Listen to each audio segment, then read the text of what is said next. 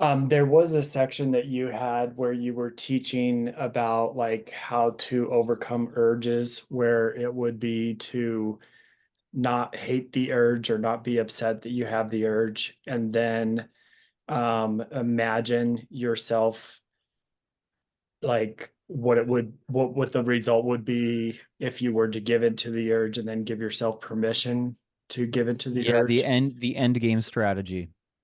Yeah. So what I've been struggling with or trying to figure out is on the last part, it's like I'm really struggling with figuring out what do I need to do when I have the urge, because I haven't found a connection. It's like, yeah, I could go for a walk, I could go for a run, but then it comes right back and I'm set up to doing the whole thing again. So I just didn't know if there were some common threads or something that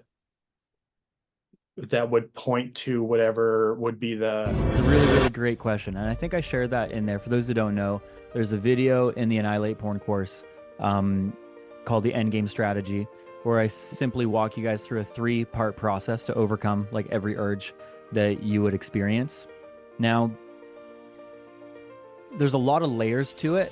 I don't want to say it's very complex because the strategy within itself is radically simple, but each person within themselves, we make it complex. We add color. You know, it's a box, and then we throw crap in it. And we're like, but how about this box with all this stuff, huh? And so that's where it becomes more personalized. So I love this question. The big thing to think through, to reflect on, is yeah, what's really going on within your heart in those time frames? You know, like what's really being repressed? I had a meeting with a client today, a one-on-one client, and he was sharing with me that a couple weeks ago he went to porn. He hadn't been to porn in months. It was like our last session together. It was 10 months since he'd been to porn, and then he did a couple weeks ago. And I always get intrigued, so I had him riff on it with me. And I'm just kind of sharing the story, Robert, to take the pressure off of it being about you and just wanting to make it a bit more theoretical here so you guys can all find yourself within the narrative. And because again, 10 months porn free, like that's substantial for so many of us and what we would like to achieve. And then he went back to porn a couple weeks ago. And so this is today. We had this conversation, and I just asked him to run me through everything that happened in his heart and where he was at and what led to it. And, you know, he said the devil this, the devil that, and he was cute about it all. But really what he was saying is that his girlfriend and him had a conversation where she disclosed stuff that she had done sexually with other men before they were in relationship. And I said, ah. And that was on a Friday, and he went to porn on Tuesday. And then he said that school stuff was due, pressure was building, felt like he had a lot of assignments, a lot of work, a lot of stuff happening. And I said, what do you think was really going on? He said, I was afraid of being rejected.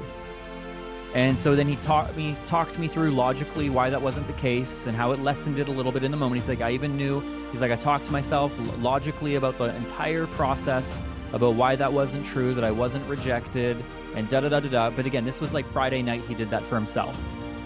He explained to his heart, he's like, I'm not rejected, I'm okay. That was even before me and her were a thing. It didn't have to do with you. It's about her process, da-da-da-da-da. And then Tuesday he goes to porn. It's kind of like, what gives?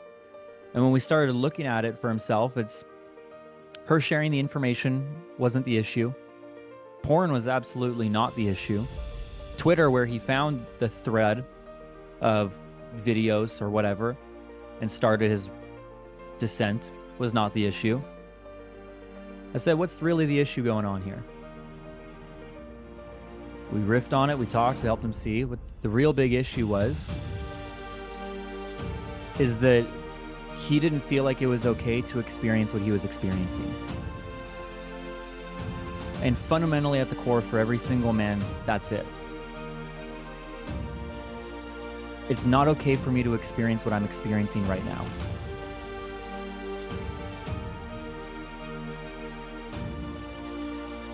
It's not okay that that happened, that she did that this went down. It's not okay that all this work is due. And so when what happens is every single one of us is born with a flow in life. We're born naked and unafraid. And then they put clothes on us. And they made us afraid.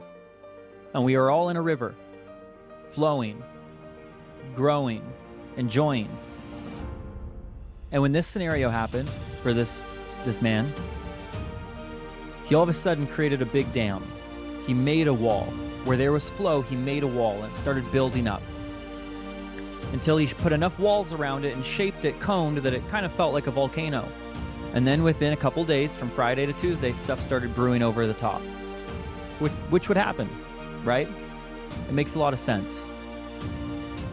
A walk wasn't what he was needing. Going to the gym isn't what he was needing. What he was needing is to know that even though things weren't okay, he was going to be okay. That he can accept himself as he is, even within his own pain. And it's the thing that every single guy doesn't feel permission to experience, man. And it's painful. Like I'd say an ingredient, and I'm nowhere near a poster child for this, but when you can see your worst, to still love yourself with your best. When you see others at their worst, to still love them with your best. I mean, it's what Jesus did, right? Hold on, I'm seeing Aaron. I feel that I've come so far in my journey, and when I have a bad day or I slip up, I often tell myself that I'm not allowed to feel like this. I thought I was past this. I just need to understand that it's a journey and not a destination. Yeah. See, I thought I was past this. Wow.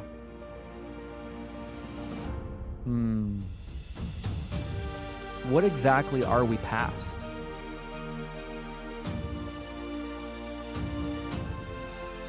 Being porn-free does not mean being pain-free.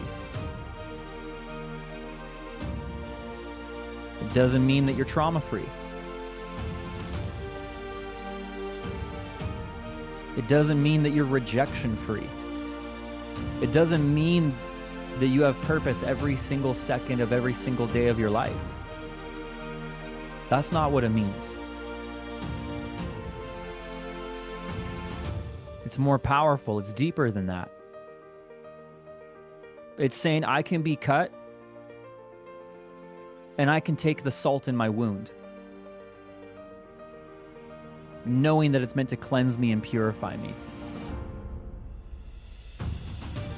It means that I can see all the events around me and not have to shape the emotions within me. It means that I can see the hurricane and I can take a nap.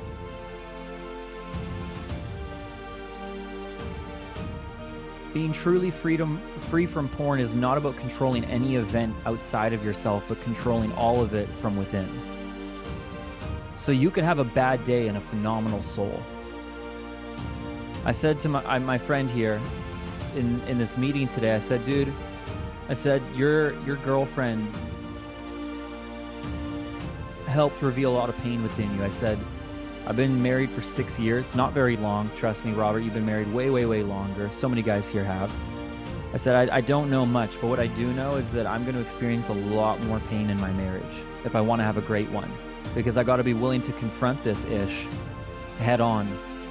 You ever see someone in the movies, like they just showcase such an incredible marriage, such a great relationship? Heck, porn. You look at porn and you just see such an amazing connection, ebbing and flowing, that's clearly staged and all this stuff. Can that exist in real life? Yeah, absolutely. But you know what you have to do for that? Radical honesty and radical transparency and radical responsibility, of which very few men are willing to do. It's even hard for me sometimes. Just being honest. Right? Just playing it. So when my friend did all this, I was like, I think you forgot something, man. He's like, what's that? And I said, dude, this doesn't make you broken. This doesn't make you vile. This doesn't make you messed up. Doesn't even make you messy. It makes you human. Like, welcome to the human club. Like, Aaron, you started a business months ago. Welcome to a life of pain. No, like, for real, like, welcome. Welcome to a life of pain. You're on your own. You're feeling alone. Lack of support. So much uncertainty. Taking risks. You know what you need? Psychological flexibility. To separate your identity from the outcome.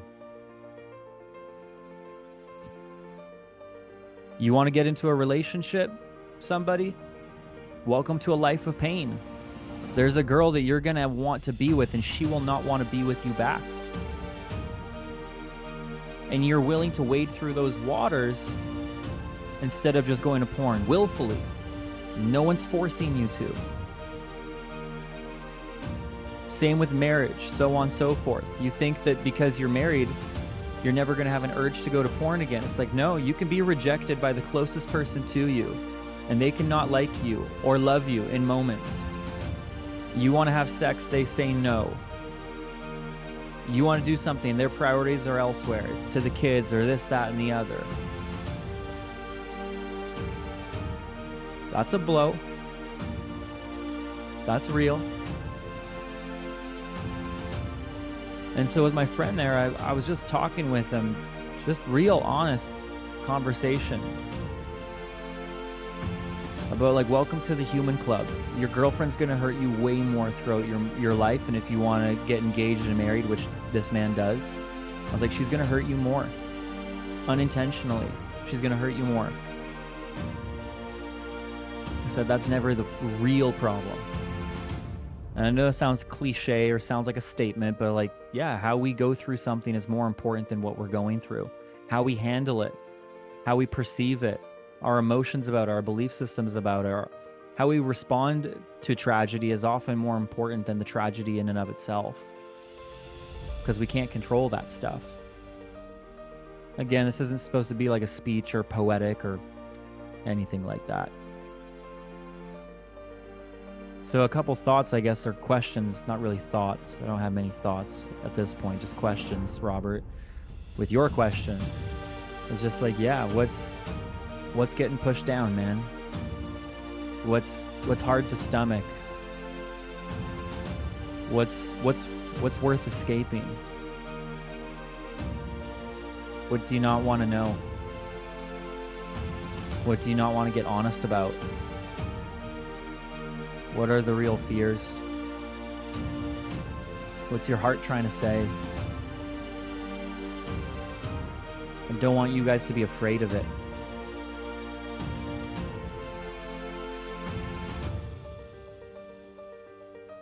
I don't want you guys to have to be afraid of even just going on the journey and being afraid of your own heart